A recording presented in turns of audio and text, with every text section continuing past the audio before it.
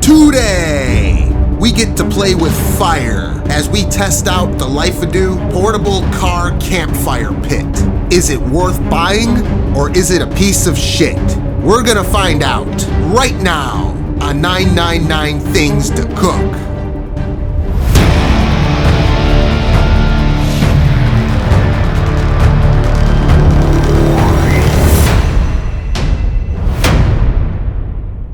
Make sure you're subscribed and smash that like button. All right, everybody. Today is a little different type of a video. I had a company contact me and ask me to test their product out for you.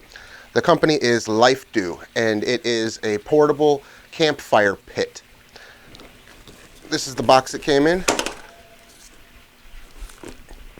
They sent me criteria. First of all, this is the UROD model, UROD. It stands for You Are Our Designer. So they want feedback on their product. So we're going to put it to the test and we're going to find out if this is a good product or not. And we're going to give them some feedback to improve on it if necessary.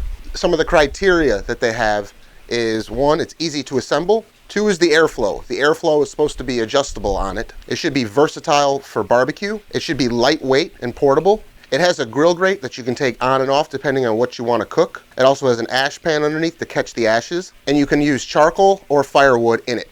So the first thing that I notice about it is it says lightweight. This is not lightweight. It is really heavy. But you know what? Look at how thin it is.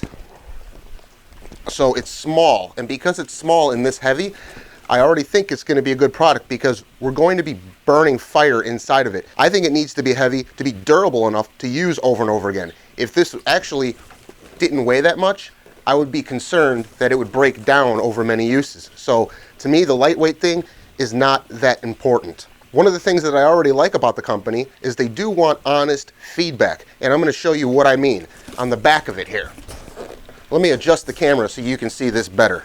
Lifedoo product heavy as shit. When it heats up, it will buckle. Then it probably will be hard to assemble. Lifedoo, no do. The airflow is not good. I'm gonna choke on the smoke. It's not a pit. It's a bit expensive and there are any accessories. That person didn't know how to create a sentence. I just don't see it being practical. There is no grate. Well, there's a grate now, so at least they're listening to the customers, and that's what I mean. They're actually showing the feedback other people have given, and they're modifying the product to fit the needs. So the company is an Australian company. One thing that I don't like already before I even open it is that on the front, it says made in China. You know, I have no problem paying a little extra money or a lot of extra money for a product that's actually made in Australia or the United States or whatever country the company is in. I'm not sure why they need to go to China to have their stuff made. I know it all boils down to the dollar, but Lifedoo, make your products in your own country, please. That's one of my only things that I don't like about it right off the bat, but I'm very excited to test this out. It looks like a good company overall. They want honest feedback. They've been very nice, and they shipped this to me. They reached out to me. So we're going to put this thing to the test. So let's open it up.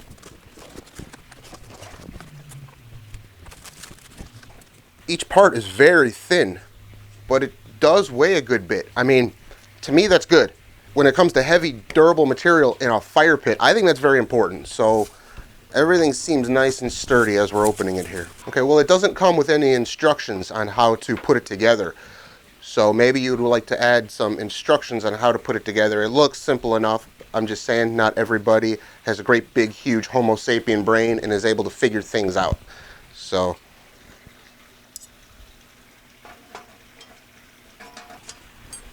I don't know what the hell these things are for. One of the things that comes to mind about this is that it doesn't have a carrying case. It's collapsible. It is relatively easy to put together once you kind of figure it out. Still not 100% sure if I did it right, but it looks like it's right.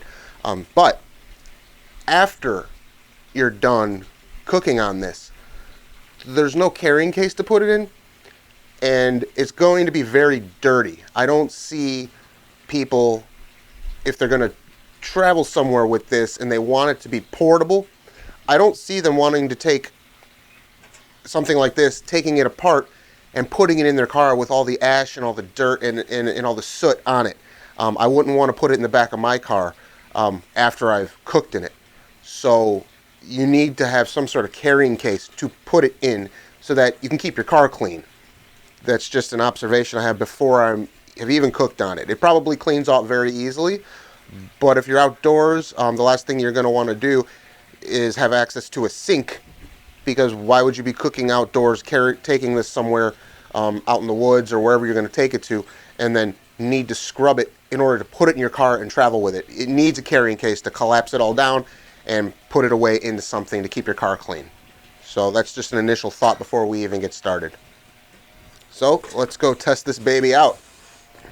So I got a bunch of stuff to cook on the fire pit. Just to let you know, I was going to use the microphone and talk to the camera. However, not only did I run into microphone issues with it cutting out on me, but also my camera died several times and I lost a bunch of footage due to the safety feature on the camera from it overheating since it was 95 degrees outside. So I'll just run through what I did here. I prepped some veggies and some sirloin steak to make a couple kebabs. I also had some chicken thighs and drumsticks that got a random seasoning on it. Also, a piece of flap steak. And lastly, some nice lime chipotle sausages. I had been a bit concerned that it might be hard to light the fire without a chimney starter or something like that. However, I used a few tumbleweed fire starters and the coals all started to burn pretty fast. This thing does indeed have very good airflow and allowed the coals to get plenty of oxygen. So it lit up very fast and got super hot. This thing definitely is designed to ignite a fire in it. One thing I noticed as I loaded it with chicken is that the coals are pretty close to the grill grate. There are 2 settings on it to make the coals further away from the grill grate, but once you set it up, you can't adjust it. So choose the height you want the coals to be before you light the fire. I did load the whole grill up at first. Being so close to the coals caused a lot of flare-ups, but that's fine because you can easily just take the whole grate off so that you don't burn your food. Also, I pushed the coals to one side to better control the heat. Then it's very easy to just add the grate back on top. Next, I added the sausages to the grill. Nothing too fancy here. Was very easy cooking these, especially since I didn't overload the grill this time. Another thing I noticed is that the coals burn up rather quickly because this thing gets really hot. So I had to feed the fire a few times during the cooking, but that's not a big deal because this fire pit has such good airflow that the coals ignite and become embers very fast. So it doesn't slow your cooking down at all to feed the fire. As you can see, I got some very nice color on them sausages. Using my phone to shoot, since my camera overheated in the 1,000,000-degree Florida weather, I added the flap steak. And yeah, I know I should have trimmed it a bit, but oh well. I was sweating like a whore in church and pissed off from my equipment's technical issues, and yeah, no crying in the fire pit. But then I noticed something.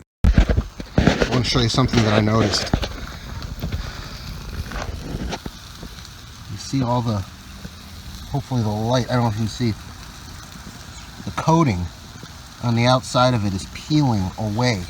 This is only the first use of it.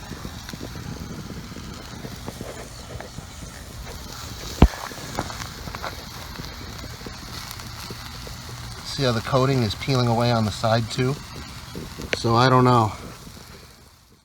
So anyways, it did a good job cooking the steak. After that, the last thing was to cook the kebabs. I utilized the slits on top to hold the kebabs in place. The slits don't allow you to rotate them though. All you can do is flip them 180 degrees. But luckily, this pit is small enough so that you can just put the kebabs long ways. That makes for better rotation on them also. Towards the end of cooking, I brushed them with some melted garlic butter with oregano. I mean, why not, right? Those are some good looking kebabs. Now I was going to eat the food and talk about what I thought about the cooking experience using the fire pit. However, I did not know that my microphone had died on me. Yeah, I know. Anyways, you can see the food there and it all came out really nice. Perhaps a bit too much char on the chicken for some people, but that's my fault for overloading it in the first place. At least this shows that you can cook a lot of food on this thing. All this food took approximately an hour to cook. So here's my final review on the Lifedoo Portable Car Campfire Pit. Number 1, lightweight. It's not lightweight enough to be able to carry it with you on a bike or backpack necessarily, but it's definitely heavy enough to where I think it will withstand a lot of the abuse I will be putting it through in the coming future. Number 2, easy to assemble. Yes, it is very easy to assemble. However, since there are no instructions with it, and I'm still not sure if I properly set up the coal rack, I would like to see it come with a set of simple instructions. Number 3, airflow. Yes, it has extremely good airflow. So good, in fact, that it burns the coals up much faster and hotter than, say, a kettle-style grill, resulting in needing to feed the fire slightly more often. But that's okay, since the new coals heat up so fast that it doesn't slow down the cooking process. Number 4. Versatile for barbecue. I think it's pretty versatile since I cooked a whole bunch of things on it in just an hour. And I know in the future I will probably do some more episodes using this fire pit to cook other items using other methods. So I'd say it's very versatile. Number 5. 2 adjustment gears. Yes, it has 2 settings for the height of the food from the coals. However, I did not find it to be adjustable while cooking. Once it's set to go, you're stuck with the setting. I could be wrong and have not figured out how to adjust it mid-cook, but again, there are no instructions that came with it. Number 6, the Grill Grate. I like that the grate is very easy to take on and off during cooking. It allows for much more diverse cooking than I showed here. For example, you can use a fry pan on the grate or cooking stew in a stew pot. Number 7, the ash pan. I like the ash pan. It's designed so that ashes fall out of it during the cook, so the pan kept everything in the area nice and clean. Here's my final thoughts. I will see over time how durable this thing is. The outer layer already started peeling off during the first cook, but who knows how that will affect things. Time will tell. It is heavy duty, it seems, so I will continue to abuse the hell out of it and see what happens. I have 4 major suggestions that I would like to give to Lifedoo to better further and develop this product. Number 1, include a simple set of instructions for sure. Number 2, include a carrying case so people can disassemble it after use and be able to put it back together in their car without having to wash it until they get home from wherever they are. I know it's not going in my car now that I've used it. Number 3 and 4 are a bit contradictory, but it's how I feel, so I'll say it anyways. I think that it should be about half the price that it's being sold for, since a number of other grills are being sold for cheaper than $90. And lastly, this is an Australian company, and if I buy a product from Australia, I expect it to be made in that country. No more giving China our money. Thanks so much, Lifedoo, for reaching out to me to make this video. And thank you everyone for watching. I will catch you all on the next video. You always tip the servers, so why not tip the cook? You tip the delivery driver, so how about tip this cook? You tip the cute bartender, but you forgot to tip the cook.